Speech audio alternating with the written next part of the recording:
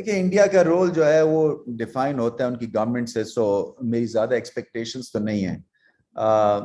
मतलब मैं कोई ब्लॉक बना के कोई चीज ब्लॉक नहीं करना चाहता हूं, मगर मेरा मकसद ये है कि हमें एटलीस्ट ऑन बोर्ड लेने चाहिए वो लोग जो कि रिसेप्टिव हैं पाकिस्तान को केस को सामने रख के, और जो कि नाजुक मराहल जब आते हैं हमारी क्रिकेट की करियर और लाइफ में, वो बैक कर सके हमें।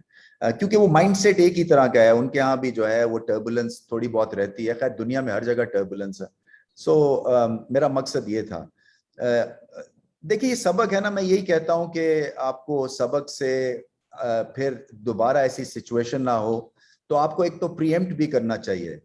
क्योंकि अब 2022 में वो कह रहे थे हमें, मुझे ईसीबी के चीफ के, जी आप फिक्र न करें हम आएंगे। सो मैंने कहा क्या गारंटी है कि 2022 में वन फाइन डे आप उठते हैं और आप कहते हैं जी कि आज तो लग रहा है कि पाकिस्तान के नेबरहुड में टर्बुलेंस और बढ़ गई है तो हमने नहीं आना है। सो ये ऐसी चीजें हैं जिसके ऊपर आप कभी भी, आपका एक गेट आउट क्लॉज है।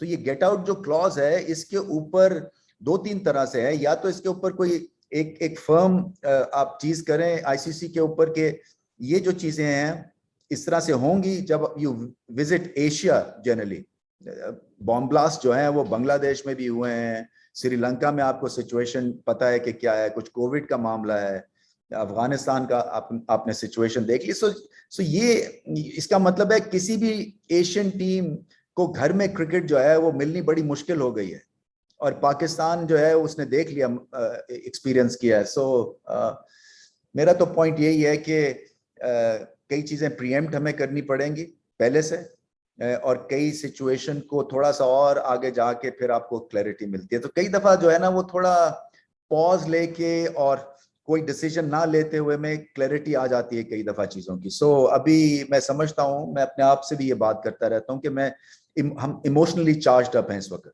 सो इमोशनली चार्ज जब होते हैं उसमें अच्छी बात भी होती है, क्योंकि फिर आप जो आपके दिल में चीज होती है आपके जुबान पे आती है और सारी दुनिया फिर वो सुनती है, क्योंकि उसकी एक टोन ही अलग होती है। और अगर आप इसको पॉलिटिक्स में ले जाते हैं तो वो फिर ज्यादती अपने मुल्क के साथ आप करते हैं। और थोड़ा से पॉज से ये होता है कि शायद वो जो आपने जो बात की है वो दूसरे मुल्कों तक पहुंच जाती है और उनका जो रिएक्शन है वो थोड़ा सा और लॉजिकल हो जाता है।